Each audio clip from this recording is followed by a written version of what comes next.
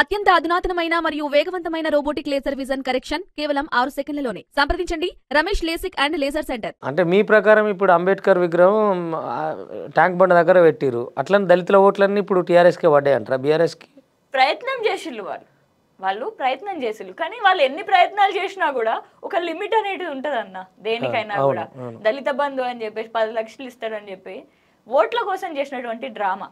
అవును, ఆ తర్వాత కార్ల కంపెనీలు బాగా బతికినాయి అనుకోండి.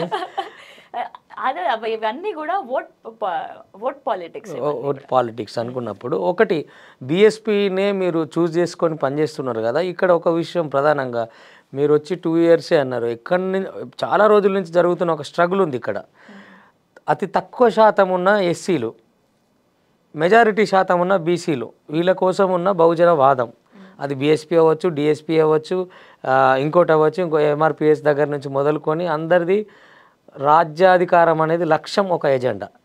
కానీ వీళ్ళు మాత్రం రకరకాల దుకుణాలుగా, అంటే ఒక దేవుడి గుడి ముందు మన పేలాల దుకుణాలు ఉంటాయి కదా, ఎందుకు విడిపోతారు? కలిసి ఉంటే పాసిబుల్ అవుతుంది కదా. ఇదే ఆర్ఎస్ ప్రవీణ్ కుమార్ కానివ్వండి, విశారాధన్ కానివ్వండి, జిలకర్ శ్రీనివాసో, లేకపోతే ఎంఆర్పిఎస్ మందకృష్ణ గారు, లేకపోతే అటు కదిరి కృష్ణ గారు, ఈ దళిత మేధావులు, దళిత బహుజన మేధావులు, ప్రొఫెసర్ కంచాయిలయ్య గారి దగ్గర నుంచి వీళ్ళందరూ వచ్చి ఒక దగ్గర ఉండి చేస్తే ఎప్పుడో రాజ్యం చేతులకు వస్తుంది కదా. విడిపోయి ఉన్నారు అని అన్నారు కదా. అవును, విడిపోయి లేం యాక్చువల్గా విడదీసిల్లు అని అంట. ఏదో ఒకటి విడదీసిల్లు అని ఎందుకు అంటున్నారు? ఎట్లా చెప్తారు మీరు? అది చెప్తాను. ఇప్పుడు ఎంఆర్పిఎస్కి ఎస్సీల వర్గీకరణ అనేది ముఖ్యమైనది, రాజ్యాధికారం అనేది ముఖ్యమని అనలేదు వాళ్ళు. ఎంఆర్పిఎస్ ఏర్పడ్డది ఎస్సీల వర్గీకరణ కోసం. నేడు బీజేపీ పార్టీ వచ్చింది, నరేంద్ర మోడీ వచ్చారు, అవును, హద్దుకున్నారు, 4 కన్నీళ్ళు కార్చిళ్ళు మేమిస్తాం అని చెప్పేసి అంటున్నారు. మనోళ్ళని అమాయకులుగా చేసి, వాళ్ళు ఎంత పెద్ద నాయకులైనా కూడా వాళ్ళు ఉద్యమం చేసేది ఒక విషయం గురించి. ఆ ఎస్సీ వర్గీకరణ ఇంకా చేస్తాము అని చెప్పేసి మోదీ గారు అన్నప్పుడు, ప్రధానమంత్రి ఇచ్చిండు కదా హామీ అని చెప్పేసి తెలుసు. వెనకాల బుర్రలో మన మెదడు ఆలోచిస్తుంది. ఏమని ఆలోచిస్తుంది? గిన్నె సంవత్సరాల నుంచి బీజేపీ పార్టీ ఉన్నది, అసలు తలుచుకుంటే ఇప్పుడు కూడా ఆర్డినెన్స్ పాస్ చేయొచ్చు, ఇప్పుడు కూడా ఎస్సీ వర్గీకరణ చేయొచ్చు అని చెప్పేసి బుర్రకి తెలుసు. కానీ మన గుండెం కొట్టుకుంటది, అరే ప్రధానమంత్రి వచ్చిండు, నన్ను గుండెలో అద్దుకున్నాడు, ప్రధానమంత్రిని పిలిపించిన క్రెడిట్ కూడా మనకి, ఎస్సీ వర్గీకరణ చేస్తారు అని చెప్పేసి మనం గుండె చెప్పినట్టు ఫాలో అయిపోతున్నాం. ఇక్కడ మన బలహీనలతోటి మనల్ని అమాయకులని చేసి మనల్ని ఉపయోగించుకుంటున్నారు. ఆ విధంగా విడిపోతున్నామే గాని, విడదీస్తున్నారే గాని నిజంగా మనం విడిపోవట్లే. ఇది పాసిబుల్ అవుతుంది అంటున్నారు కదా, అందరం ఒకటే కలిస్తే అవుతుంది కదా. అందరం ఒకటి కలిస్తే చాలా బాగుంటుంది. మా చేతులు 2 కూడా ఓపెన్ ఉన్నాయి. వాళ్ళు ఎప్పుడు వచ్చినా కూడా మేము వాళ్ళని హద్దుకొని తీసుకుంటాం. అంటే ఈ ఎలక్షన్స్ కు ముందు కలిసి నడుస్తామని చెప్పారు Visharadan, RS Praveen Kumar sir. But Munugode by elections కే కలవలేదు, ఎవరికి వాళ్ళే పోటీకి వెళ్ళిపోయారు. యాక్చువల్గా we were very shocked actually. ఎందుకంటే డిఎస్పీ అనేది ఒక దళిత్ శక్తి ప్రోగ్రామ్. అది ఎప్పుడు కూడా రాజకీయ పార్టీగా ఫామ్ చేస్తామని చెప్పలేదు. ఓన్లీ చైతన్యవంతం చేయడానికి మాత్రమే ఉపయోగించుకునేటువంటి పేరు. దాన్ని తీసుకొచ్చి ధర్మ సమాజ్ పార్టీగా చేంజ్ చేశారు. సో విశారదన్ గారు రాజకీయం దిక్కోణంలో వచ్చినప్పుడు ఒక దళిత సామాజిక వర్గానికి మాత్రమే ఉంటే రాజ్యాధికారం వచ్చేస్తుందా? అంటే బీసీ వర్గాలు వద్దా కావాలి? మరి ఆయన అక్కడ విడదీయడానికి గల కారణం ఏముంటుంది? ఆయనను అడిగి తెలుసుకోవాలి మనం. ఆయనని ఆ విధంగా మీరు ఎందుకు కలవలేకపోతున్నారు? బీఎస్పీ అడగొచ్చు కదా, అదే విషయం బీఎస్పీ అడగొచ్చు కదా, మీరు ఎందుకు మాతో కలిసి ప్రయాణించకూడదని చెప్పిరు కూడా, కలుస్తామని. మేము కలిసాం, మా 2 చేతులు నేను చెప్తున్నా కదా. ఇప్పటికీ కూడా మా 2 చేతులు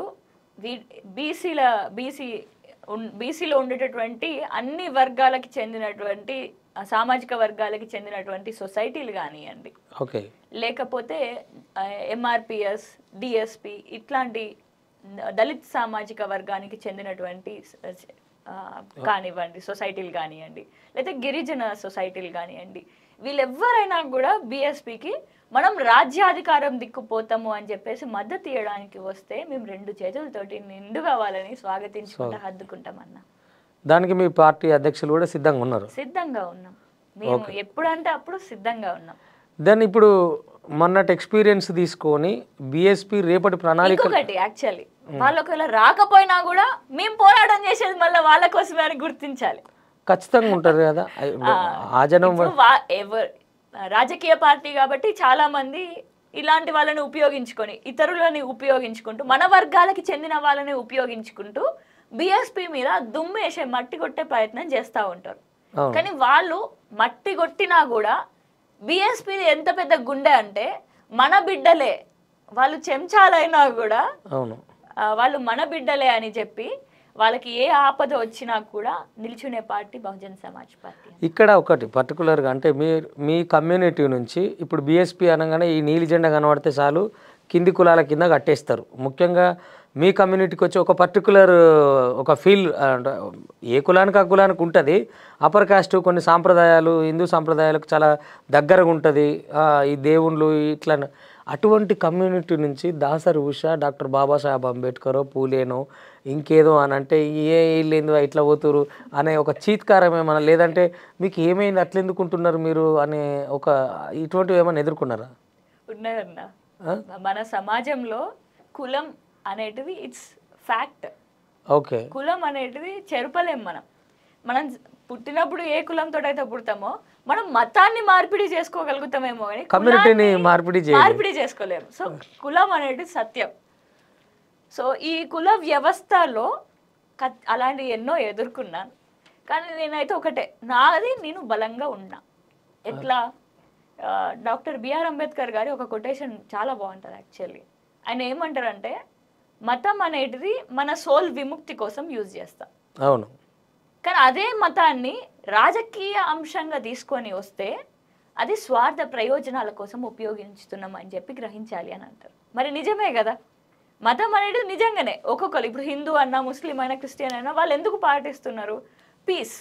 at the end of the day పీస్ని ఆబ్టైన్ చేయడం కోసం, ఒకలాంటి వాళ్ళకి వాళ్ళే అపారమైన నమ్మకాన్ని తెచ్చుకోవడం కోసం, ఒక పీస్ ఆఫ్ మైండ్ ఉండడం కోసం చేస్తారు. కానీ అట్లాంటి మతాన్ని రాజకీయ కోణంలో మనం తీసుకొని వస్తే అంటే ఎందుకు రుద్దుతున్నట్టు? మనం ఏమన్నా రుద్దాలా? మతాన్ని మార్పిడి చేసుకోవాలనో లేకపోతే ఇంకేదన్నా మార్పిడి చేసుకోవాలనో? అంటే ఒక యూనివర్సల్ సిద్ధాంతం వస్తే పాసిబుల్ అవుతుంది. ఆకలికి నోటుకు కులం మతం లేదనే రెండు విషయాలు అందరికీ తెలిస్తే ఈజీ అయిపోతుందేమో. ఈ రాజకీయాలు ఈ గొడవ అంతా ఉండదేమో అనిపిస్తుంది నాకు. ఇప్పుడు ఒక యంగెస్ట్ అప్కమింగ్ లీడర్గా వస్తున్నారు, మీరు రాజకీయాలు చూస్తున్నారు. బీఎస్పీ పార్టీకి వచ్చినప్పుడు పెద్ద వివాదాస్పద కాంట్రవర్సీలు కానీ అంటే గొడవలు ఏమి జరగవు.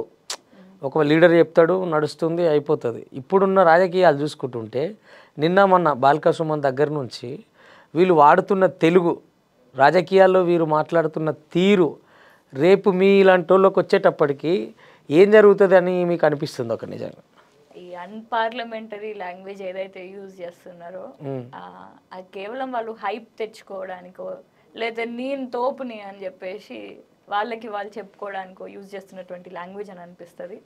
And I'm completely against it. నేను అట్లా ఎప్పుడు ముఖ్యమంత్రికి చెప్పు చూపించడం అనేది దాన్ని ఒప్పుకుంటున్నా. ఆ విధంగా మన సంస్కృతి దిగజారిపోతుంది అని చెప్పేసి మనం ఇంకా సిగ్గుతోటి తల వంచుకోవాలి.